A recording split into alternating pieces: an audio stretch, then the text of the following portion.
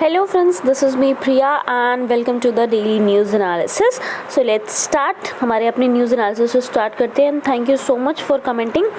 Sudhanshu, very nice. You're giving 2 nice answers and 2 good Suraj. Now coming to the next part आते हैं. हमारा जो सबसे पहला न्यूज़ आर्टिकल है that is government hikes GST for house hold items. अब GST के बारे में हम लोग ऑलरेडी डिस्कस कर चुके हैं पहले, ठीक है. यहाँ पर आपको क्या करना है, मैं आपको फिर से वो चीज़ डिस्कस करके नहीं बता रही हूँ, आपको सिर्फ इतना हिंट दे रही हूँ. आपको करना क्या है, फिर से जीएसटी के बारे में जाके देखना है, ठीक है. कौन सा अमेंडमेंट एक्ट आया था जिसके बाद इसको पास किया गया था, कौन सा अमेंडमेंट बिल था एंड क्या चीज़ें चेंज की गई थी. तो यहाँ पर हुआ क्या है, जुलाई 18 से आपको टैक्स हाइक्स देखने को मिलेंगे लगभग 2 डज़न गुड्स में, सर्विसेज में. जो आपके कौन कौन से आइटम्स हैं अगर आप देखेंगे तो अनब्रांडेड फूड आइटम्स हैं, दही है, छाछ है, बहुत से लो कॉस्ट होटल्स हैं, चेक्स हैं, मैप्स हैं, ठीक. ये किसने डिसाइड किया, आपकी जीएसटी काउंसिल ने, ठीक है. आप मुझे ये चीज़ बताइए, जीएसटी काउंसिल क्या होता है, व्हाट इज जीएसटी काउंसिल, ठीक. कौन से आर्टिकल के अंदर में क्या आता है, इसका काम क्या आता है, ठीक. Tax rates will be lowered for half a dozen items. ऐसा नहीं है कि हम सारी चीज़ों के लिए अगर आप देखेंगे तो आपके टैक्स को बढ़ा रहे हैं. बहुत सारे आइटम्स ऐसे भी हैं जिसके लिए हमने टैक्स रेट्स को कम भी किया है, जिसमें आपके रोपवेज, ट्रक रेंटल्स आते हैं जहां पर फ्यूल कॉस्ट इंक्लूडेड होते हैं. साथ ही साथ ऐसे आइटम्स के लिए जो प्राइवेट वेंडर द्वारा डिफेंस फोर्सेस के लिए इंपोर्ट किए जा रहे हैं, उसका टैक्स रेट को स्क्रैप भी कर दिया गया. जो अपवर्ड चेंजेस आपको देखने को मिलते हैं जीएसटी लिवाइज में, उसमें लगभग 17 गुड्स एंड सर्विसेज ऑलरेडी हम डिस्कस कर चुके हैं, ठीक है. Now coming to the next part आते हैं. हमारा क्या इंपॉर्टेंट है, vice presidential poll on August. Very very important polity के पार्ट से देखेंगे.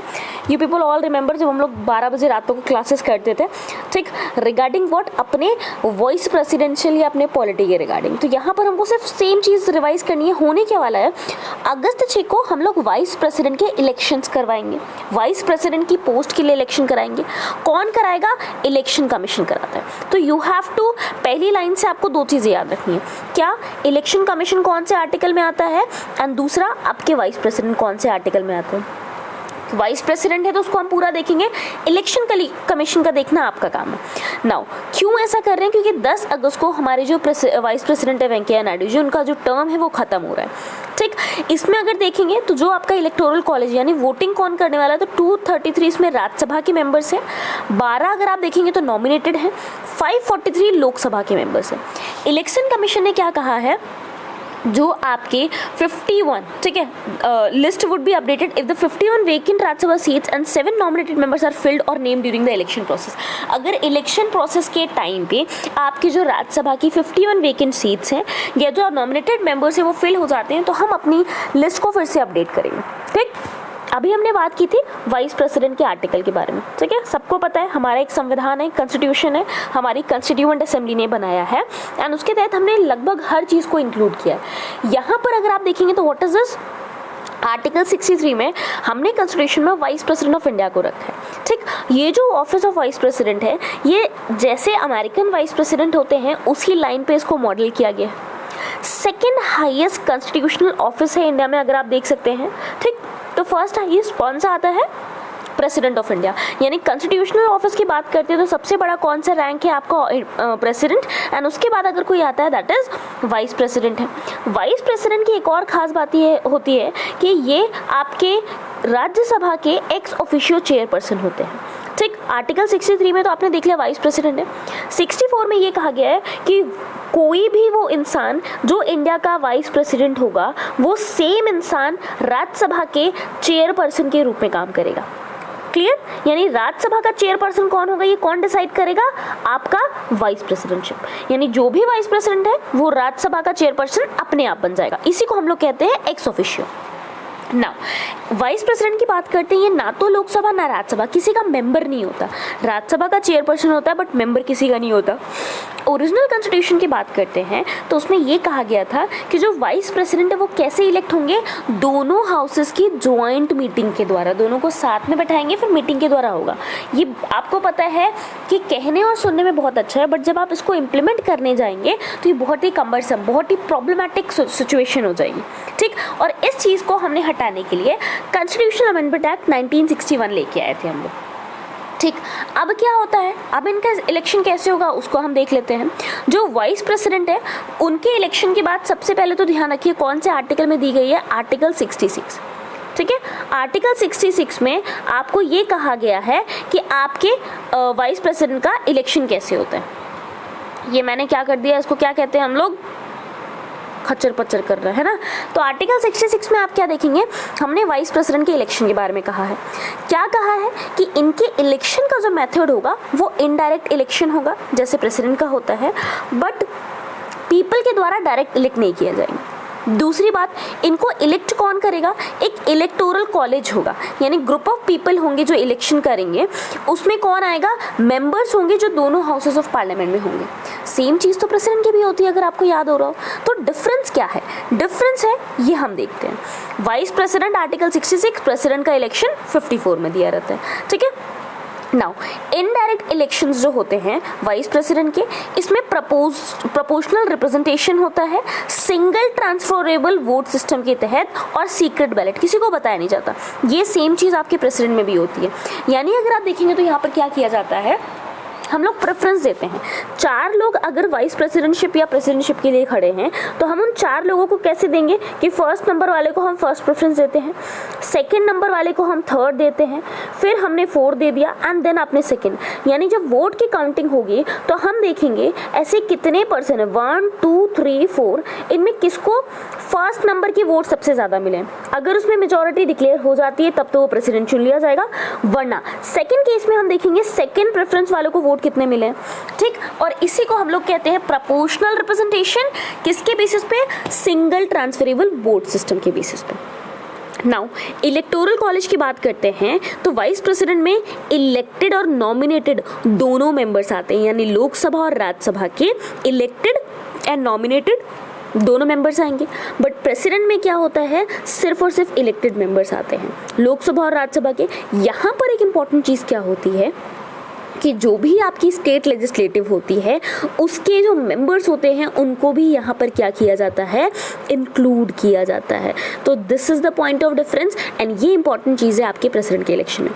थर्ड इंपॉर्टेंट पॉइंट कि दिल्ली और पुदुचेरी के जो भी यूटीए के असेंबलीज, क्योंकि वहाँ पर भी आपको देखने को मिल जाएगी, उसके मेंबर भी इसमें इंक्लूड किए जाते हैं। बाकी किसी यूटी में ऐसा नहीं है तो उसके मेंबर इंक्लूड नहीं किए जाएंगे। फिर आते हैं पॉइंट पे, यहाँ पर अगर आप देखेंगे स्टेट लेजिस्लेटिव के मेंबर को इंक्लूड नहीं किया जाता, यहाँ पर इलेक्टेड मेंबर को किया जाता है। यहाँ पर पार्लियामेंट के बोथ इलेक्टेड एंड नॉमिनेटेड होते हैं, यहाँ पर सिर्फ इलेक्टेड होते हैं। ये हम सारी चीज़ें आपकी देख चुके हैं। Now coming to the next part आते हैं, इंटरनेशनल रिन्यूएबल एनर्जी एजेंसी, जिसको हम लोग इरीना कहते हैं, ठीक है। ये आप देख भी सकते हैं, आपको यहाँ पर डायग्राम में देखने को मिल रहा है, दिस इज इरीना, ठीक। अब ये क्यों न्यूज़ में है, क्योंकि हमारी यूनियन कैबिनेट ने बेसिक अगर आप देखेंगे स्ट्रैटेजिक पार्टनरशिप अग्रीमेंट किया है। किसके साथ में, आपके इरीना के साथ में। जनवरी 2022 में हमारी स्ट्रैटेजिक पार्टनरशिप एग्रीमेंट साइन हुई है। किसके द्वारा, मिनिस्ट्री ऑफ रिन्यूएबल एनर्जी के द्वारा, न्यू एंड रिन्यूएबल एनर्जी के द्वारा, government of India and Irina के साथ में। मेन काम क्या है कि हम क्या कर सकें, जो भी हमारा एम्बिशन है, जो भी हमारी लीडरशिप है, या जो ग्रीन एनर्जी ट्रांजिशन पे हमारी जो नॉलेज है उसको हम क्या कर सकें, कन्वर्ट कर सकें। अपनी जितनी भी कोशिश है हम उसको उस डायरेक्शन में लेके आए ताकि हम रिन्यूएबल एनर्जी को इंडिया में और ज़्यादा यूज़ कर सकें, ठीक है। हम जितनी भी काम करते हैं उसको ज़्यादा किस पर बेस्ड कर सके, रिन्यूएबल एनर्जी पे। ये एग्रीमेंट हेल्प करेगा इंडिया के ट्रांजिशन पे, यानी इंडिया जो भी कोशिश कर रहा है कि हम क्लाइमेट चेंज को कॉम्बैट कर सके। बहुत सारा पॉल्यूशन होता है अगर हम फॉसिल फ्यूल्स को यूज़ करते हैं, नॉन रिन्यूएबल एनर्जी को यूज़ करते हैं तो वो खत्म होने वाला होता है। तो इन सारी चीज़ों को सही करने के लिए व्हाट वी डू इज़, हम अपने एनर्जी ट्रांजिशन को लेके जाएंगे। इंडिया का एनर्जी ट्रांजिशन कहाँ तक लेके जाएंगे, रिन्यूएबल एनर्जी तक, और क्लाइमेट चेंज से लड़ने की भी कोशिश करेंगे, ठीक है। सो इसके लिए आपका एग्रीमेंट किया गया। नाउ इसमें हम एक दूसरे को किस पार्ट पे सपोर्ट करने वाले हैं, इंडिया का जो टारगेट है 500 गीगावाट का, ठीक, यानी non fossil fuel electric capacity by 2030। 2030 तक इंडिया क्या चाहता है, हम 500 गीगावाट इलेक्ट्रिसिटी प्रोड्यूस करें। लेकिन वो जो इलेक्ट्रिसिटी प्रोड्यूस होगी हमारे नॉन फॉसिल फ्यूल से प्रोड्यूस करेंगे, ठीक है। एंड उसके लिए हमको क्या किया जाएगा, कॉपरेट किया जाएगा। ये बेसिकली साथ में क्या करेगा, आत्मनिर्भर भारत को भी सपोर्ट करेगा। बाहर से हम किसी भी तरीके का, आपको पता है अगर थोड़े दिन पहले, 2-3 दिन पहले, मुझे याद नहीं एग्जैक्ट, मैंने एक आर्टिकल डिस्कस किया था जहाँ पर मैंने आपसे ये कहा था कि अगर हम सिर्फ अपने कोल पे, जितना कोल हमारे पास है उस पर रिलाई करके इलेक्ट्रिसिटी जनरेट करें तो हमारे पास सिर्फ 8 दिन का कोल बाकी था कि हम इलेक्ट्रिसिटी प्रोवाइड कर सकें। इतना ज़्यादा डिमांड है अभी। तो इसीलिए सरकार ने कर दिया था कि आपको मिनिमम कुछ परसेंटेज ऑफ जो कोल है वो इम्पोर्टेड कोल को यूज़ करना है, ठीक है। यहाँ पर हम क्या करना चाहेंगे, अपनी कैपेसिटी को बढ़ाएंगे, साथ ही साथ बिना इंपोर्ट के, बाहर की चीज़ों पे नहीं, आत्मनिर्भर जो इंडिया में मैन्युफैक्चर होंगी उन चीज़ों पर रिलाई करके। साइलेंट फीचर्स की बात करेंगे तो क्या है, हम जो नॉलेज शेयरिंग है उस पर हेल्प करेंगे ताकि हम रिन्यूएबल एनर्जी और क्लीन एनर्जी टेक्नोलॉजीज़ को ला सकें, ठीक है। मैं आपको एक एग्जांपल देती हूँ। सीएनजी किट पहले आपने देखा होगा नहीं आती थी, अब गाड़ियों में इंस्टॉल होकर आ रही है। तो वो जो टेक्नोलॉजी है, जैसे सीएनजी से हम लोग एक गाड़ी को पावर दे सकते हैं, गाड़ी को चला सकते हैं, ठीक, वो टेक्नोलॉजी हमें चाहिए होगी। हम हाइड्रोजन फ्यूल को यूज़ करना चाहेंगे तो उसके लिए हमें टेक्नोलॉजी चाहिए होगी। तो इन सारी चीज़ों पे आपको एक हेल्प की जाएगी। सपोर्ट करेंगे इंडिया के एफर्ट्स को लॉन्ग टर्म एनर्जी प्लानिंग के लिए, कोलैबोरेट करेंगे ताकि हम स्ट्रेंथ कर सकें एंड जो हमारा क्लाइमेट इनोवेशन है इंडिया को उसमें हेल्प कर सकें। मूव करेंगे कॉस्ट इफेक्टिव डीकार्बोनाइजेशन पे, ठीक है, यानी हम कार्बन के जितने भी एमिशन होते हैं उसको कम करेंगे और कॉस्ट इफेक्टिव तरीके से, ठीक। कैटलाइज करेंगे डेवलपमेंट और ग्रीन हाइड्रोजन को, जिसके बारे में अभी हमने देखा क्यों बहुत ही अच्छा फ्यूल है ग्रीन हाइड्रोजन, कोई पॉल्यूशन नहीं कॉज करेगा एंड बहुत ज़्यादा एफिशिएंट है, बहुत थोड़े से अमाउंट में बहुत ज़्यादा एनर्जी रिलीज करेगा। इसीलिए ये जो स्ट्रैटेजिक पार्टनरशिप है वो हेल्प करेगी, किस तरीके से, ताकि अपना जो इंडिया है वो ट्रांजिशन एफर्ट लगा सके एंड वर्ल्ड के साथ में मिलके जो क्लाइमेट चेंज हो रहा है, जिससे टेम्परेचर लगातार बढ़ता चला जा रहा है, उसको कम्बैट कर सके, ठीक है। Now coming to the next part आते हैं, अरीना के बारे में देखते हैं, वेरी इंपॉर्टेंट, जिसके साथ में इंडिया ने ये एग्रीमेंट किया है। पहली इंपॉर्टेंट चीज़ इसका फुल फॉर्म है जो हम देख चुके हैं, क्या, इंटरनेशनल रिन्यूएबल एनर्जी एजेंसी, ठीक। क्या है, इंटर गवर्नमेंटल ऑर्गेनाइजेशन है जो क्या करता है, कंट्रीज़ को सपोर्ट करता है, किस चीज़ के लिए, ताकि हम ट्रांजिशन कर सकें, जो भी सस्टेनेबल एनर्जी का फ्यूचर है उसको अचीव करने के लिए हम जो भी काम कर सकते हैं उसके लिए आपको ट्रांजिशन में हेल्प किया जाएगा, कोऑपरेट किया जाएगा। साथ ही साथ यहाँ पर अगर आप देखेंगे तो आपको रिपोजिटरी मिलेगी, किस चीज़ की, टेक्नोलॉजी की, रिसोर्स की, फाइनेंशियल नॉलेज की, रिन्यूएबल एनर्जी पे। यानी रिन्यूएबल एनर्जी को अगर आप एक्सेप्ट करना चाहते हैं तो उसके लिए क्या पॉलिसीज़, क्या टेक्नोलॉजी, क्या रिसोर्स चाहिए होगा, वो सारी चीज़ें इसमें प्रोवाइड की जाएगी, ठीक। तो कहीं ना कहीं हम अगर देखें तो अरीना बहुत अच्छा काम कर रहा है कि हम किस तरीके से अपने आगे आने वाले टाइम पे जो भी हमारा एमिशंस है, जो हमारा पॉल्यूशन है, जो कार्बन एमिशंस है, उसको हम कम कर सकते हैं। लो कार्बन पर डिपेंड करते हुए हम क्या कर सकते हैं, ग्रोथ को अचीव कर सकते हैं, ठीक। अरीना क्या करेगा, बहुत सारे प्रोडक्ट्स एंड सर्विसेज भी प्रोवाइड करता है इन सारी चीज़ों को अचीव करने के लिए, ठीक। एम्प्लॉयमेंट देगा, कैपेसिटी स्टैटिस्टिक्स प्रोवाइड करेगा, कॉस्ट स्टडीज़ देगा, साथ ही साथ अगर आपको इस पाथ पे चल रहे हैं तो उसके लिए आपको हेल्प भी करता है। ग्लोबल एटलस की बात करते हैं, which maps resource potential by source and by location. यहाँ पर अगर आप देखेंगे तो आपको ग्लोबल एटलस भी देखने को मिल जाएगा कि पर्टिकुलर अगर आप कोई फ्यूल जनरेट करना चाहते हैं तो ऑल ओवर द वर्ल्ड वो जो सोर्स पोटेंशियल है, ठीक, उसकी लोकेशन कहाँ पर है और कितने अमाउंट में आपको वो मिलने वाला है, ठीक है। सो दिस इज रिगार्डिंग किसके बारे में, आपके अरीना के बारे में। Now coming to the next part, दूसरे पार्ट पे आते हैं। Coal ministry approaches environment ministry for inclusion of 5 coal mine pit lakes in Ramsar site. आपकी कोल मिनिस्ट्री किसके पास चली गई है, एनवायरनमेंट मिनिस्ट्री के पास, है ना। मिनिस्ट्री गेम खेलेंगे अब कि भाई क्या कर दो, हमारे पास 5 कोल माइन पिट लेक्स है, उसको प्लीज़ आप रामसर साइट में इंक्लूड कर दो, ठीक है। तो कोल इंडिया लिमिटेड की बात करते हैं, इन्होंने conservation of coal mine pit lakes, यानी जो आपकी कोल माइन पिट लेक्स हैं उसको कंजर्व करने के लिए, इकोलॉजिकल कैरेक्टर को मेंटेन करने के लिए उन वेटलैंड्स का कोशिश की है कि इनको हम रामसर साइट में क्या कर सकें, इंक्लूड कर सकें, ठीक है। किसके through, ministry of environment forest and climate change के असिस्टेंस के थ्रू, इनकी हेल्प के साथ में, ठीक है। गाइडेंस की बात करते हैं, जो आपकी ministry of environment forest and climate change है, उनके गाइडेंस के तहत कोल इंडिया लिमिटेड ने 5 ऐसे पिट लेक्स को आइडेंटिफाई किया है। कौन कौन से स्टेट पे किया है, very important, West Bengal, Orissa, Jharkhand, MP, ताकि क्या किया जाए, हम इन लेक्स को रामसर साइट में इंक्लूड कर दें। आई थिंक अभी मैंने जल्दी में डिस्कस किया है तो इसको फिर हम नहीं देखेंगे, बट मैं आपको बता दूं रामसर किस साइट किस लिए होती है। एक जगह थी जहाँ पर ये बेसिक आपका एग्रीमेंट हुआ था कि जितने भी वेटलैंड्स हैं दुनिया के उनको हम कंजर्व करेंगे। क्यों कंजर्व करेंगे, क्योंकि यहाँ पर बायोडाइवर्सिटी बहुत ज़्यादा होती है, बहुत सारे अगर आप देखेंगे नंबर्स में यहाँ पर आपको बर्ड स्पीशीज़ मिल जाएंगी, ठीक, जो इस पर्टिकुलर एरिया को विजिट करती हैं। इसीलिए ऐसी जगह को प्रिजर्व करने के लिए रामसर लिस्ट लाई गई थी, ठीक। अब ये इसी के लिए काम कर रहा है कि हम इनको ला सकें। ये जो पिट वाटर बॉडीज़ हैं ये रेगुलरली विजिट होती है डिफरेंट स्पीशीज़ ऑफ बर्ड के द्वारा, ठीक है। बहुत सारी बर्ड्स यहाँ पर स्पीशीज़ विजिट करती है। एवी फौना पॉपुलेशन बहुत ज़्यादा है, ठीक है। इनके पास करते हैं जो वाटर बॉडी के आसपास आपको एनवायरनमेंट देखने को मिलता है, वो CIL के एफर्ट्स के थ्रू अगर आप देखेंगे तो उनका जो स्टेटस था वो अपग्रेड हो चुका है। वहाँ प्लांटेशन किया गया है, सॉइल के मॉइस्चर को भी कंजर्व किया गया है ताकि प्लांट्स वहाँ पर और अच्छे से ग्रो कर सके। जितना अच्छा प्लांट ग्रो करेंगे उतना ज़्यादा बर्ड्स भी वहाँ विजिट करेंगे। सो ये कोल मिनिस्ट्री, कोल इंडिया लिमिटेड भी बहुत ज़्यादा अच्छा काम कर रही है एंड इसीलिए yes, ministry of environment, forest and climate change को पूरी हेल्प करनी चाहिए, वो कर भी रहा है ताकि वो इन साइट्स को रामसर साइट में इंक्लूड कर सके, ठीक है। नाउ नेक्स्ट पार्ट करते हैं high speed expendable aerial target, ठीक है। नाम ध्यान रखिएगा, अभ्यास। अगेन कौन सा टॉपिक है? साइंस का। थोड़ा सा केयरफुल हो जाइए, जो सो रहे हैं थोड़ा सा जग जाइए। अभ्यास क्या है? Successfully flight tested off Odisha coast. आपके ओडिशा कोस्ट से हमने क्या कर दिया, इसको सक्सेसफुल तरीके से टेस्ट फायर कर लिया है। कब? 29 जून को। अभ्यास क्या है? High speed expendable aerial target, जिसको हम लोग हीट कहते हैं, हीट के नाम से जाना जा रहा है, ये है। इसको टेस्ट कर लिया गया है कहाँ से? ओडिशा के, अगर आप देखेंगे तो चांदीपुर कोस्ट से। अभ्यास इंडिजिनियसली डिजाइंड है एंड डेवलप है। किसके द्वारा इसको डिजाइन एंड डेवलप किया गया है? Aeronautical development establishment of DRDO के द्वारा, ठीक। इसको लॉन्च कब किया गया था? ट्विन अंडरस्लंग बूस्टर्स के द्वारा, जो इनिशियल एक्सेलेरेटर प्रोवाइड करते हैं, ठीक है। कोई भी चीज़ यहाँ से अगर आप देखेंगे ना, ये जब अपोजिट डायरेक्शन में थ्रस्ट प्रोवाइड करेगा तभी आगे मूव कर सकते हैं। पीछे डायरेक्शन में थ्रस्ट देगा तब आगे की तरफ फोर्स जाता है। तो इसको अगर आप देखेंगे तो यहाँ पर जो इनिशियल एक्सेलरेशन प्रोवाइड किया जा रहा है वो स्लंग बूस्टर्स के द्वारा, ट्विन स्लंग बूस्टर्स के द्वारा ये प्रोवाइड किया जा रहा है। इसमें छोटे छोटे गैस टरबाइन आपको इंजन देखने को मिल जाएंगे जो इसको लॉन्ग रेंज फ्लाइट प्रोवाइड करता है। यहाँ से ये जा रहा है, कितनी दूर तक जाएगा, इसकी रेंज कितने किलोमीटर होने वाली है, उसके लिए ये इसको सस्टेनेबिलिटी प्रोवाइड करता है। इसके और फीचर्स क्या है? प्री डेजिग्नेटेड लो एल्टीट्यूड फ्लाइट पाथ, बहुत ज़्यादा हाई नहीं जाएगा।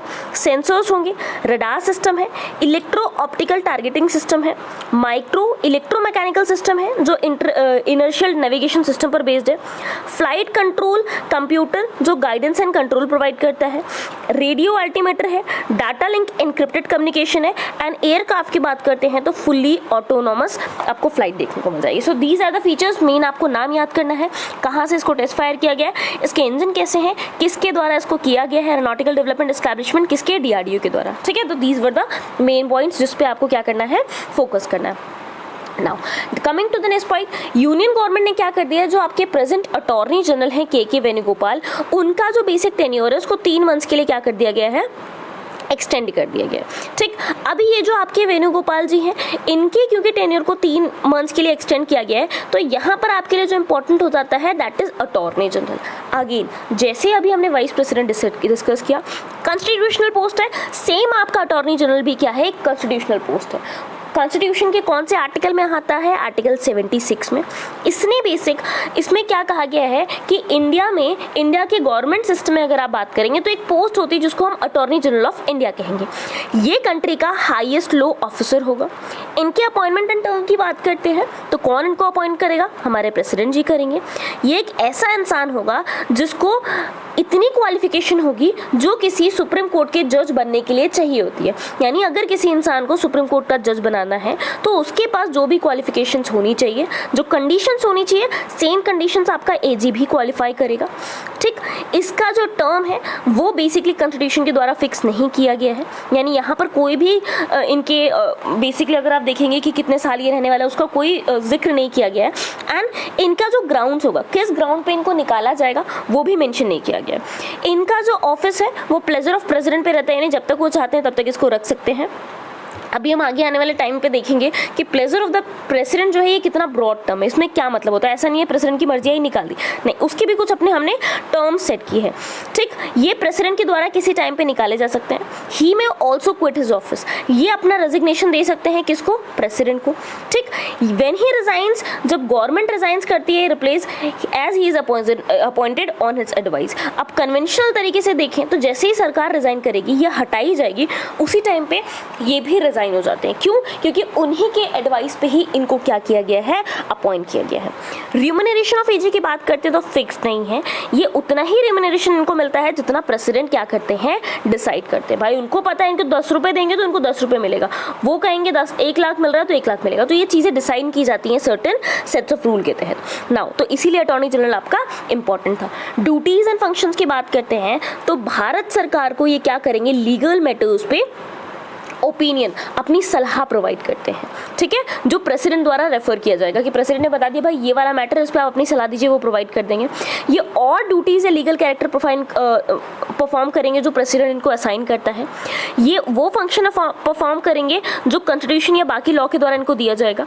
ठीक, अब प्रेसिडेंट के द्वारा कुछ सर्टेन ड्यूटीज इनको दी गई है to appear on behalf of government of India in all cases in Supreme Court in which the government of India is concerned. हर उस केस में आप सुप्रीम कोर्ट में जाके अपीयर होंगे जिसमें गवर्नमेंट ऑफ इंडिया कंसर्न्ड है। दूसरी चीज, to represent the GOI in any reference made by president to the supreme court under article 143। President द्वारा सुप्रीम कोर्ट में अगर किसी भी रेफरेंस को मेड किया गया है तो उसके लिए भी आप क्या करेंगे, कहाँ विजिट करेंगे, गवर्नमेंट ऑफ इंडिया को रिप्रेजेंट करेंगे आर्टिकल 143 के तहत। Third, to appear when required by the GOI in any high court in any case in which the GOI is concerned। जब भी ज़रूरत पड़ेगी आप भारत सरकार की तरफ से किसी हाई कोर्ट में भी क्या करेंगे, अपीयर होंगे जहां पर आपका जीओआई क्या होगा, कंसर्न होगा। राइट्स की बात करते हैं, इनकी परफॉर्मेंस ऑफ ऑफिशियल ड्यूटी के तहत अगर देखें तो ये किसी भी कोर्ट में इंडिया की टेरिटरी में, ये जो मैंने आपको इंडिया बताया था, ठीक है, इस इंडिया की टेरिटरी में ये कहीं पर भी किसी भी कोर्ट के अंदर ऑडियंस का काम कर सकते हैं। He has the right to speak and take part in the proceedings of both the houses of parliament. Very very very important. दोनों जो आपके हाउसेज हैं पार्लियामेंट के, या उनकी ज्वाइंट सिटिंग की बात करते हैं, किसी कमिटी की बात करते हैं जो पार्लियामेंट में होती है, ठीक, जिसमें उनको मेंबर बनाया गया है, वहाँ पर ये क्या कर सकते हैं, उसकी प्रोसीडिंग्स में टेक पार्ट कर सकते हैं, वहाँ पर बैठ सकते हैं, भाग ले सकते हैं। बट एक थोड़ा सा पॉइंट कि ये वोट नहीं कर सकते हैं। ठीक है, तो पार्टिसिपेट करेंगे बट वोट नहीं करेंगे। He enjoys all the privileges and immunities that are available to the member of Parliament. Member of Parliament को जितनी भी इम्यूनिटीज, जितनी भी प्रिविलेजेस मिलते हैं, वो सारे प्रिविलेजेस आपके किसको मिल जाएंगे, अटॉर्नी जनरल को भी मिल जाएंगे। सो दिस इज रिगार्डिंग किसके बारे में, आपके अटॉर्नी जनरल के बारे में। ठीक है, न्यूज में थे इसलिए हमने देख लिया। प्रेजेंट कौन है, के वेणुगोपाल, इनके टेन्योर को 3 मंथ के लिए बढ़ा गया, तो ये भी ध्यान रखिएगा इनके टेन्योर वैसे भी फिक्स नहीं होता और उसको क्या कर दिया गया है, बढ़ा दिया गया है। Now coming to the next news article, 63,000 farm co-ops to be digitised. अब अगर आप देखेंगे तो डिजिटाइज किया जा रहा है। ठीक है, digitize is the basic, digitization is the need of the hour. Now हुआ क्या है, जो आपकी कैबिनेट कमेटी है ऑन इकोनॉमिक अफेयर्स की, CCEA जिसको कहा जाता है, उसको चेयर कौन करता है, प्राइम मिनिस्टर मोदी जी। उन्होंने अप्रूव कर दिया है computerization of primary agriculture credit societies. जो आपकी पैक्स होती हैं, यानी जो भी आपकी प्राइमरी एग्रीकल्चर क्रेडिट सोसाइटीज़ होती हैं, उसको अब कंप्यूटराइज कर दिया जाएगा, उसको अब डिजिटाइज कर दिया जाएगा। ये ग्राउंड लेवल की कोऑपरेटिव क्रेडिट इंस्टीट्यूशंस होते हैं जो शॉर्ट टर्म, मीडियम टर्म या अगर आप देखेंगे लोन्स प्रोवाइड करते हैं फार्मर्स को। जो भी आपके किसान भाई होते हैं, ठीक, उनको ये लोन प्रोवाइड करते हैं, चाहे वो थोड़े टाइम के लिए हो, चाहे वो मिड टर्म के लिए हो। ठीक है, एक सहायक कोऑपरेटिव की सहायक बॉडी की तरह काम करता है। ये बेसिकली जो ग्राम पंचायत या विलेज लेवल होता है वहाँ पर ये काम करता है। जो first primary agriculture credit society है उसको 1904 में बनाया गया था। तब से लेकर अगर आप अभी तक आप देखेंगे तो ये किसानों को क्रेडिट प्रोवाइड करने में, लोन प्रोवाइड करने में बहुत ही अच्छा काम कर रहे हैं। अर्ली 70s की बात करते हैं, ये सिर्फ एक लौते ऐसी क्रेडिट एजेंसी थी जो आपको गांव में देखने को मिल रही थी, यानी किसानों की हेल्प के लिए एक लौती आपकी बॉडी काम कर रही थी। पैक्स के फंक्शनिंग की बात करते हैं, कोऑपरेटिव बैंकिंग सिस्टम में ये मेजर रिटेल आउटलेट फॉर्म करते हैं short term and medium term loans के लिए। यानी रूरल सेक्टर में अगर आप किसी भी एक बैंकिंग सिस्टम की बात करेंगे कोऑपरेटिव, तो आपके पैक्स ही करते हैं। कौन, प्राइमरी एग्रीकल्चर क्रेडिट सोसाइटीज़। और इन्हीं के डिजिटाइजेशन की बात अभी क्या कही गई है, अप्रूव की गई है हैं किसके द्वारा? इसके चेयरपर्सन मोदी जी के द्वारा। ये आपको कोऑपरेटिव क्रेडिट इंस्टीट्यूशंस की बात करते हैं जो इंडिया में देखने को मिल जाएगा। कुछ आपके अर्बन होते हैं, कुछ आपके रूरल होते हैं, कुछ शॉर्ट टर्म होते हैं, कुछ लॉन्ग टर्म होते हैं। यहाँ पर कुछ शेड्यूल्ड, कुछ नॉन शेड्यूल्ड। शेड्यूल में multi state, operating in single state, और ये भी आपके दोनों कैटेगरीज में आते हैं। शॉर्ट टर्म की बात करते हैं, स्टेट कोऑपरेटिव बैंक हो सकते हैं, डिस्ट्रिक्ट कोऑपरेटिव, एंड इसमें जो आपकी सबसे छोटी, सबसे ग्रास रूट लेवल पे अगर कोई आती है तो वो है आपकी प्राइमरी एग्रीकल्चर क्रेडिट सोसाइटीज। इन्हीं को कंप्यूटराइज करने की अभी बात कही गई है, ठीक है। सो ये कुछ क्रेडिट आपको इंस्टीट्यूशन देखने को मिल जाएंगे इंडिया में, जो बेसिक अगर आप देखेंगे कोऑपरेटिव होते हैं, वो कहीं ना कहीं फार्मर्स के लिए बहुत ज़्यादा हेल्पफुल होते हैं। Now coming to the next part, Sudhanshu, here's the international part. मैं कोशिश करूंगी इसको थोड़ा सा और वाइडन कर दूं, एंड नेक्स्ट टाइम से इसको कोशिश करेंगे पहले कवर कर लें। Now US to bolster its military in Europe. आपको पता है यूक्रेन का क्या हो रहा है अभी, ठीक है। व्हाट्स हैट बीन, आपको कहने के लिए कह देंगे भाई, लोग बातें बना रहे हैं न्यूज़ वाले कि भाई इतने दिन हो गए हैं, छोटा सा कंट्री है यूक्रेन, रशिया अभी तक उससे हरा नहीं पाया, ये नहीं कर पाया। बट आप देखिए, हालांकि फाइट चल रही है, whoever so is fighting, but कितना ज़्यादा लॉस हो चुका है, इकोनॉमी को कितना ज़्यादा लॉस हो चुका है, वहाँ के लोगों को कितना ज़्यादा लॉस हुआ है, बोथ द साइड्स। कितना ज़्यादा टाइम लग जाएगा इस चीज़ से वहाँ पर हील अप करने के लिए।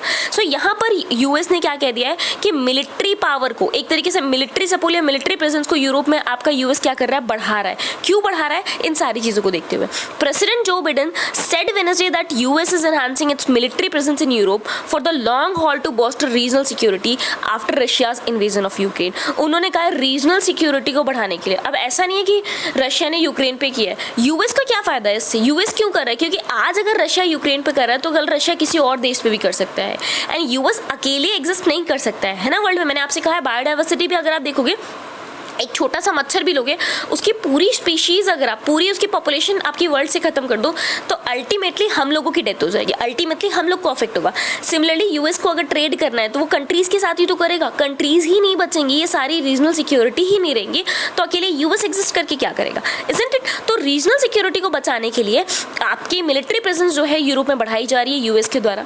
Meeting with NATO secretary general Jens Stoltenberg in Madrid at the opening of alliance annual leader summit, mister Biden said. अब आपके नाटो की सेक्रेटरी जनरल जिनका नाम है जेंस स्टोल्टनबर्ग, मैड्रिड में इनके साथ एक अगर आप देखेंगे अलायंस के एनुअल लीडर्स समिट में कुछ बातें कही गई हैं बिडेन के द्वारा। क्या है वो? NATO is strong and United. NATO क्या है? आपकी स्ट्रॉन्ग है, यूनाइटेड। अभी हम देखेंगे नाटो क्या है, ठीक। तब तक अगर आपको याद आ रहा तो याद करने की कोशिश कीजिए कौन सी ट्रीटी है, बहुत सिंपल सी ट्रीटी है, कोई ओशन याद करिए तुरंत याद आ जाएगा, ठीक है। And that steps to be taken during the gathering will further augment our collective strength. और अब जो हम आगे स्ट्रेंथ ले रहे हैं, आगे जो भी स्टेप्स ले रहे हैं, वो हमारी जो एकजुट पावर है, एकजुट जो हमारी स्ट्रेंथ है, उसको क्या करेगा, और ज़्यादा बढ़ाएगा। मिस्टर बिडेन ने अपना जो पार्टिसिपेशन है समिट में, उसको बेसिकली क्या किया है और ओपन अप किया है, announcing that US is establishing a permanent headquarters in Poland. US क्या कर रहा है, अपना परमानेंट हेडक्वार्टर बना रहा है पोलैंड में। पोलैंड पिछले साल बहुत ज़्यादा न्यूज़ में था। क्यों न्यूज़ में था? अगर याद है तो बताइए, नहीं याद है तो पोलैंड की लोकेशन देख लीजिए, ठीक है। नाउ यहाँ पर अगर देखेंगे, उन्होंने 2 additional F-35 fighters jet squadrons भेजे हैं यूनाइटेड किंगडम में, एंड उन्होंने कहा है वो इस तरीके से एयर डिफेंस एंड और भी बहुत ज़्यादा कैपेबिलिटीज़ को सेंड करेंगे जर्मनी एंड इटली के पार्ट में भी, ठीक है, सिर्फ इसलिए ताकि मिलिट्री प्रेजेंस को बढ़ा सके एंड सिक्योरिटी को और ज़्यादा एनहांस कर सके। नाउ इनो फर्स्ट बेसिकली अगर आप देखेंगे, NATO lays out challenges from China, Russia most significant threat to allies. NATO ने भी क्या कह दिया है कि आपके चाइना एंड रशिया की बात करते हैं तो these are the major threats. अगर आपको मेन थ्रेट देखने को मिल रहा है कौन है, यही है। NATO on Wednesday for the first time in its guiding blueprint said China's might challenges the alliance and Beijing's closer ties to Moscow went against western interest. यानी वेस्टर्न जो पाश्चात्य पश्चिम जो आपके देश हैं, उनके जो भी इंटरेस्ट है, ठीक, उसके अगेंस्ट में कहीं ना कहीं चाइना की पॉलिसी देखने को मिल रही है। एंड चाइना एंड मॉस्को यानी रशिया की बात करें, इन दोनों का जो अलायंस है, दोनों जो एक साथ आ रहे हैं ना, वो हमारे इंटरेस्ट के खिलाफ है बिल्कुल। पीआरसी की बात करें, stated ambitions and coercive policies challenge our interest, security and values. इन्होंने सिंपल एक बात कही है कि इनके जो भी आप एम्बिशंस देखते हैं, इनकी जो भी पॉलिसीज है, वो हमारे इंटरेस्ट के लिए, हमारी सिक्योरिटी के लिए, हमारे वैल्यूज को क्या करते हैं, चैलेंज करते हैं, उसके टोटली अगेंस्ट है। NATO strategic concept publish at a summit in Madrid. यानी ये स्टेटमेंट कहाँ देखने को मिला है, नाटो के एक स्ट्रैटेजिक कॉन्सेप्ट में, जिसको आपके जो मैड्रिड में समिट हुआ है वहां पर पब्लिश किया गया, जो सेम सेम अभी हमने जो बिडेन का देखा था। Now NATO accuse China of targeting NATO members with its malicious hybrid and cyber operations and its confrontational rhetoric। अगर आप देखेंगे तो उन्होंने चाइना को क्या क्या अक्यूज किया, उन पे आरोप लगाया है कि आप बहुत ही हाइब्रिड तरीके से साइबर ऑपरेशन चला रहे हो। हमारे जितने भी देश हैं, अगर नाटो मेंबर्स की बात करते हो तो नाटो के अंदर जो भी कंट्रीज आ रही हैं उनके अंडर में अगर आप देखोगे बहुत सारे साइबर ऑपरेशन। आप अगर न्यूज़ देखते हो तो आपने सुना होगा, ठीक, कि चाइना की कोई एजेंसी है वो क्या करना चाह रही है, आपके यूएस या बाकी कंट्रीज की बात करते हैं तो वहाँ पर साइबर अटैक्स करना चाह रही है, वहाँ के डेटा को लीक करना चाह रही है, हैक करना चाह रही है, ठीक है। तो सेम चीज़ यहाँ पर नाटो ने पॉइंट आउट की है ना। नाटोज गाइडिंग डॉक्यूमेंट की बात करते हैं, 2010 से पहली बार इसको अपडेट किया गया है। एंड यहाँ पर क्या किया कहा गया है, Russia was the most significant and direct threat to allies security after its invasion of Ukraine. अगर हम अलाइज की बात करते हैं, दोस्तों को कहा गया, अलाइज क्या है, दोस्त किसकी बात हो रही है, नाटो के मेंबर्स को, यानी जितने नाटो के मेंबर्स हैं वो सारे अलाइज हैं। इनकी सिक्योरिटी के लिए अगर अभी डायरेक्ट एंड सबसे ज़्यादा सिग्निफिकेंट कोई खतरा है तो क्या है, रशिया है। क्यों? क्योंकि रशिया ने क्या किया, यूक्रेन को इन्वेड कर दिया। Ahead of the unveiling of NATO's new strategy, Beijing already pushed back against the alliance for increasing its attention on Asia। अब इनकी कोई नई पॉलिसी आए, नई स्ट्रेटजी है, उसके पहले ही बीजिंग यानी चाइना ने क्या कर दिया, पहले ही पुश बैक कर दिया है, ठीक, कि आपका जो अटेंशन है वो क्या है, किसके ऊपर है, एशिया के ऊपर ज़्यादा है। In recent years NATO has been publishing for expanding its area and field, advocating group confrontation. Chinese foreign minister spokesperson Zhao Lijian से उन्होंने पहले ही कह दिया है कि नाटो क्या कर रहा है, बार बार जो भी अपना फील्ड है, यानी जो आप अपना दायरा है ना, आप अपना क्या है, मान लीजिए आप इतने एरिया में थे एंड चाइना इतने एरिया में था, आप अपना दायरा बढ़ाते जा रहे हैं, इसीलिए हमारा कन्फ्रंटेशन बढ़ता जा रहा है। ये किसका कहना है, चाइना के फॉरेन मिनिस्टर का। So this is regarding NATO के बारे में। Keep this in mind because जितना वेस्ट अफेक्ट होगा उतना इंडिया भी कहीं ना कहीं अफेक्ट होने वाला, हमारा ट्रेड अफेक्ट होगा, इंडिया की इकोनॉमी भी अफेक्ट होगी। तो इसीलिए इस इंटरनेशनल रिलेशन को जानना हमारे लिए बहुत ज़्यादा इंपॉर्टेंट होता है। Now coming to the main part, NATO, North Atlantic Treaty Organization. I said you ना, एक ओशन के नाम अगर आप याद करेंगे आपको तुरंत याद आ जाएगा ये क्या है। इंटर गवर्नमेंटल मिलिट्री अलायंस है, ठीक। वॉशिंगटन ट्रीटी के बाद इसको एस्टैब्लिश किया गया। साइन कब हुई थी, 4 अप्रैल 1949 में। हेडक्वार्टर कहाँ है, ब्रुसेल्स बेल्जियम में। Headquarter of allied command operations कहाँ है, मॉन्स बेल्जियम में देखने को मिल जाएगा। सिग्निफिकेंस क्या है, it constitutes a system of collective defense whereby its independent member states agree to mutual defense in response to attack by an external party। यहाँ पर हम क्या करते हैं, कलेक्टिव डिफेंस की बात करते हैं, एक country, 2 country, 3 country, 4 country. Remember, अगर आपने एक स्टेटमेंट सुना होगा, अगर हम चारों दोस्त हैं, किसी पर भी अगर आप अटैक करोगे, किसी पर भी अटैक करोगे तो वो हम चारों पे अटैक माना जाएगा।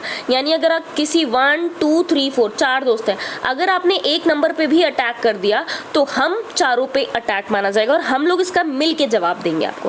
कंपोजिशन की बात करते हैं, जब आप अगर देखेंगे सिंस इट्स फाउंडिंग बहुत सारे नए मेंबर इसमें इंक्लूड कर दिए गए हैं। पहले 12 थे, अब कितने हो चुके हैं, 30 हो चुके हैं। द मोस्ट रीसेंट मेंबर जिसमें जोड़ा गया वो कौन सा है, नॉर्थ मैसेडोनिया, जो 27 मार्च 2020 में इसमें इंक्लूड हुआ था, ठीक। नाटो मेंबरशिप की बात करते हैं, is open to any other European state in position to further the principle of this treaty and contribute to the security of North Atlantic area. यानी इसमें कोई भी ऐसा यूरोपियन स्टेट आ सकता है जो इनकी बातों को मानेगा, जो हमारी पॉलिसीज़ को मानता है एंड जो कहीं ना कहीं नॉर्थ अटलांटिक एरिया की सिक्योरिटी में क्या करता है, कंट्रीब्यूट करते हैं। सो दिस इज किसके बारे में, नाटो के बारे में। बहुत इंपॉर्टेंट ऑर्गेनाइजेशन है, इसके लिए इसके बारे में आपको पता होना चाहिए। नाउ नेक्स्ट बात करते हैं अगर हम, तो किसके बारे में है, that is NIUS, C-Cube and WRI India launch the India's forum for nature based solutions, ठीक। अब नेचर बेस्ड सॉल्यूशंस की बात करते हैं।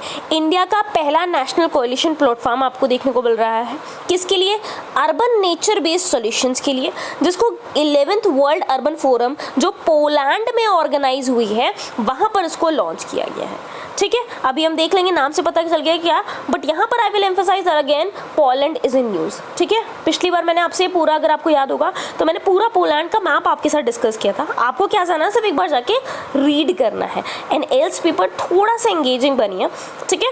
ट्राई टू बेसिकली कॉपरेट, थोड़ा सा कमेंट सेक्शन में कमेंट करिए कि हाँ आपने ये चीज़ पढ़ी है, नहीं पढ़ी, अगर आपको कुछ प्रॉब्लम आ रही है तो आप कमेंट सेक्शन में कमेंट कर सकते हैं। Sudhanshu, I am so proud of you, you are at least telling me कि आपको क्या चीज़ चाहिए, क्या चीज़ नहीं चाहिए। I am trying time for that मैं कोशिश करती हूँ कि वीडियोस को थोड़ा और एलाबोरेट, थोड़ा सा और लेंदी बनाऊँ, थोड़ा सा डिटेल में डिस्कस करूँ जो भी आपके इश्यूज़ है। साथ ही साथ आई ट्राई कि मैं लाइव जितना जल्दी हो सके उतना जल्दी आऊँ। Now it was launch by the national institute of urban affairs के द्वारा लॉन्च किया गया, climate centre for cities and world resources institute India. Now ecosystem based services and nature based solutions की बात करते हैं, ये sustainable and cost effective ways हैं ताकि हम क्लाइमेट चेंज को या उससे होने वाले चैलेंजेस से डील कर सकें। ठीक है, सस्ते तरीके से किस तरीके से हम जो क्लाइमेट चेंज है उसको डील कर सकते हैं, हीट को, अर्बन फ्लडिंग को, एयर को, वाटर पॉपुलेशन को एंड स्टॉर्म सर्जेस से हम किस तरह डील कर सकते हैं, यही आपकी ecosystem based services and nature based solutions में आता है। ये क्या करेगा, क्लाइमेट चेंज से होने वाले इफेक्ट को मिटिगेट करेगा, उसको कम करने में हेल्प करेगा। It will provide multiple ecosystem benefits while addressing various socio economic challenges, यानी बहुत सारे आपके सोशियो इकोनॉमिक चैलेंज हैं, उससे डील करते समय हम इकोसिस्टम से बेनिफिट कैसे ले सकते हैं, ये चीज़ें भी आपकी इसमें एड्रेस की जाएंगी। साथ ही साथ जो भी आपकी वल्नरेबल कम्युनिटीज़ हैं, जो ज़्यादा खतरे में हैं, उसको भी रेजिलियंस बनाया जाएगा, इन्वेस्टमेंट लेके आएगा, स्ट्रेंथन करेगा जो भी आपका डिलीवरी मैकेनिज्म है and multi stakeholder cooperation के थ्रू। ठीक, मेन स्ट्रीम किया जाएगा आपके अर्बन इकोसिस्टम सिस्टम को, जो आपकी किस पर बेस्ड है, सर्विसेज पर, नेचर बेस्ड सॉल्यूशंस पे इंडिया के थ्रू। अब इसमें क्या क्या चीज़ें लाएंगे, policy, plans and project interventions. ठीक है, तो इन सारी चीज़ों के थ्रू हम क्या करने वाले हैं, आपके जो भी क्लाइमेट चेंज हो रहा है, जितने भी आपकी अगर आप देखेंगे बेसिकली जो आपके एनवायरनमेंट को हार्मिंग एक्टिविटीज़ है, उससे हम लोग क्या करने वाले हैं, डील अप करने वाले हैं। सो दिस इज रिगार्डिंग किसके बारे में, नेचर बेस्ड सॉल्यूशंस के बारे में। ठीक, now coming to the next part, हम लोग अब कल मिलेंगे। In case again I will show you, subscribe करिए, लाइक करिए, ठीक, शेयर करिए जितना ज़्यादा हो सकता है, जितना जल्दी है, जितना ज़्यादा आप शेयर करेंगे उतना ज़्यादा हम लोग क्या मिल पाएंगे, लाइव क्लासेस ले पाएंगे। ठीक है, एंड लाइव क्लासेस होंगे तो आपको पता है आपके डाउट्स लाइव होंगे and will clear it very fast. ठीक है, हम उतना जल्दी आपके इंटरैक्टिव क्लासेस करा पाएंगे अगर जितना आप इसको शेयर करते हो। ठीक है, so meet in next class. Thank you everyone.